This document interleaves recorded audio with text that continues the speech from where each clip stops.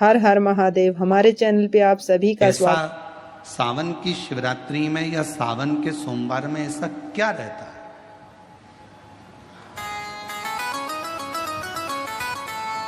श्रावण की शिवरात्रि में, श्रावण के सोमवार में इतना महत्व क्या रहता है कि आप 12 महीने शिवरात्रि पर ऑनलाइन पूजन नहीं कराते, पर सावन के महीने की शिवरात्रि आई कि आप ऑनलाइन पूजन कराते और पूरा विश्व, देश, भारत देश ही नहीं पूरे विश्व में, विदेशों में भी लोग ऑनलाइन पूजन करते। आखिर क्या रहता है?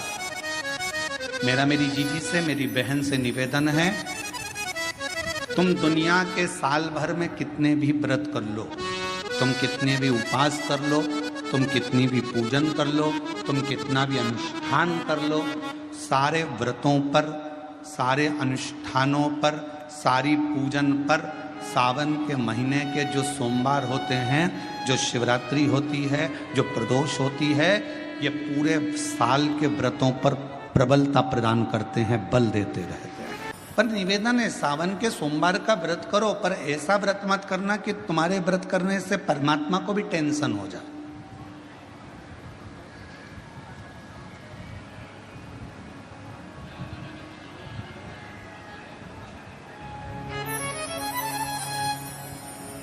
कई माताएं व्रत कर लेती हैं, मेरा सावन का महीने में व्रत है, पूरा 1 महीना व्रत करूंगी, 1 लौंग खाऊंगी, 1 गिलास दूध लूंगी, इसके सिवाय कुछ नहीं लूंगी, 1 फल खाऊंगी, इसके सिवाय कुछ नहीं। बहू बेचारी बोल रही, मम्मी शुगर ऊपर नीचे हो जाएगी, तुम्हारा बीपी ऊंचा नीचा हो जाएगा, तुम तो खाओ पियो। अब आपको पूरे महीने भगवान शंकर की आराधना भी करना है, पूजन भी करना है, अर्चना भी करना है, जाप भी करना है, कथा भी सुनना है, मंदिर भी जाना है, और मालूम पड़ा ऊपर से तुम बीमार पड़ गए। बीमार पड़ गए तो क्या मंदिर जा पाओगे? जम के तो बोलो, नहीं। आराधना कर पाओगे? बैठ कर भजन कर पाओगे? कथा सुन पाओगे? नहीं। इसलिए व्रत ऐसा करना जिस व्रत में तुमको भी टेंशन नहीं, तुम्हारे परिवार को भी टेंशन नहीं, और भगवान शंकर को भी टेंशन नहीं, किसी को चिंता नहीं, तुम्हारे व्रत करने से किसी को परेशानी नहीं। मालूम पड़े तुम भोजन का त्याग कर दो, इसका त्याग कर दो, उसका त्याग कर दो, सब चीजों का त्याग कर दो और बीमार पड़ जाओ, तो शिव महापुराण की कथा कहती है ऐसा ऐसा तप, ऐसी साधना किसी का नहीं। तुमरुका जी जब कथा कहने के लिए बैठे, चंचुला देवी ने तुमरुका जी से एक प्रश्न किया कि कथा सुनने का नियम क्या है? गीता प्रेस गोरखपुर की शिव महापुराण की कथा लेकर आना, उसमें पढ़ना शिव महापुराण कथा महत्तम।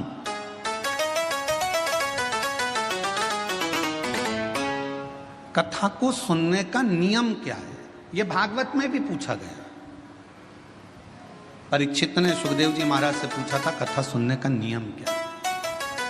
शिव पुराण में चंचुला देवी तुमरुका जी से पूछ रही हैं कि कथा सुनने का नियम क्या, क्या नियम है कथा सुनने का? तो कहा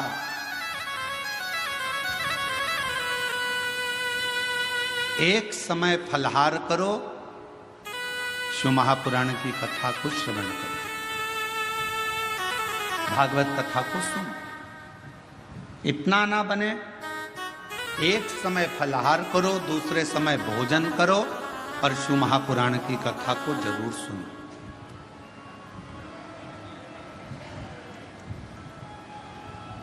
और इतने में भी काम ना चले तो शिव महापुराण की कथा में तुमरुका जी ने चंचुला देवी से कहा, दोनों समय भोजन करो, पर शिव महापुराण की कथा जम के बोलो, सुनो नहीं, जरूर सुनो।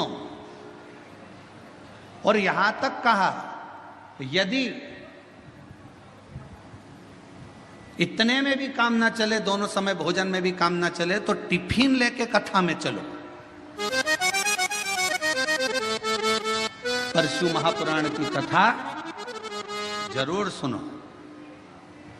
जैसे आदि शक्ति माँ भवानी के शरीर के तेज प्रकाश जल से बेलपत्र का पौधा होता है।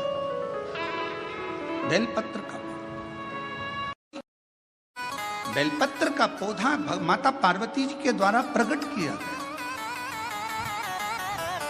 बेलपत्र के वृक्ष की गणना करी गई।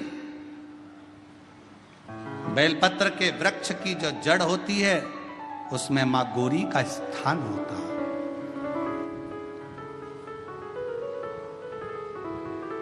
बेलपत्र की जड़ में महागौरी है, बेलपत्र के तने में माहेश्वरी है, बेलपत्र के शाखाओं में दक्षिणायनी माता है, बेलपत्र की पत्ती में मां पार्वती है, बेलपत्र के फल में मां कात्यायनी है और बेलपत्र के उस सुंदर आनंदमय फूल में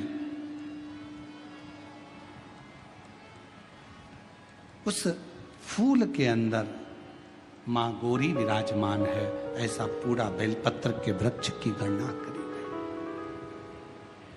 चाहे शाखा हो, जड़ हो, बेलपत्र के पूजन का कितना भी एक पत्र आया है, अच्छा है, देखिए, जिसके नीचे बैठकर यदि कोई अनुष्ठान, कोई तप, कोई साधना, कोई व्रत, कोई उपास किया जाए उसका 1000 लाख गुना फल है। शिव की एक अविरल भक्ति। हम तो कई बार कथा में कहते हैं, आपके पास में अगर कुछ भी नहीं है, आप शंकर जी के मंदिर पे गए हो, एक बेलपत्र अगर आपको शिव जी के मंदिर में चढ़ी हुई भी मिल जाए, उसको उठा लो और उस बेलपत्र को धोकर वापिस भगवान देवाधिदेव महादेव के मंदिर में भगवान शंकर को फिर पुनः चढ़ा दो। वापिस उसी बेलपत्र को फिर चढ़ा दीजिए।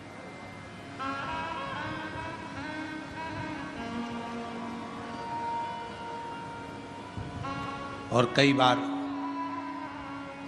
त्रिगुणाकार, त्रिकालदर्शी, त्रिनेत्रधारी, त्रिपुंडधारी, त्रिशूलधारी मेरे देवाधिदेव महादेव को चढ़ाने के लिए अगर मंदिर में तुम्हें बेलपत्र मिले भी ना, तो अपने हाथ की 3 उंगलियों का स्पर्श भगवान शंकर को कर लीजिए और शिव के नाम का उच्चारण कर लीजिए। शिव उस बेलपत्र को स्वीकार कर लेते हैं। भाव, एक स्वच्छ भाव, निर्मल मन सो मोहि पावा। भगवान शंकर को अगर आप भाव से रिझा रहे हैं, निर्मल भाव दे रहे हैं, शिव उसको भी स्वीकार कर। मेरे ओघड़दानी कभी भी आपसे कोई वस्तु की चाह नहीं। कथा देखिएगा जरा, शिव महापुराण की कथा में एक शब्द आता है कि ब्रह्मदेव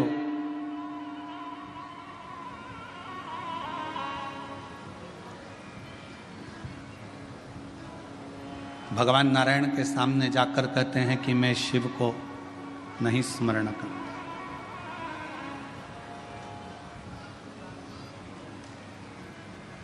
मैं नहीं जानता कौन शिव, कौन सृष्टि के रचना करता। ब्रह्मा जी ने तो अपने मन में विचार कर लिया कि सृष्टि का रचना करता केवल मैं हूं, केवल मैं। और ये मैं हर हर महादेव। हमारे चैनल पे आप सभी का स्वागत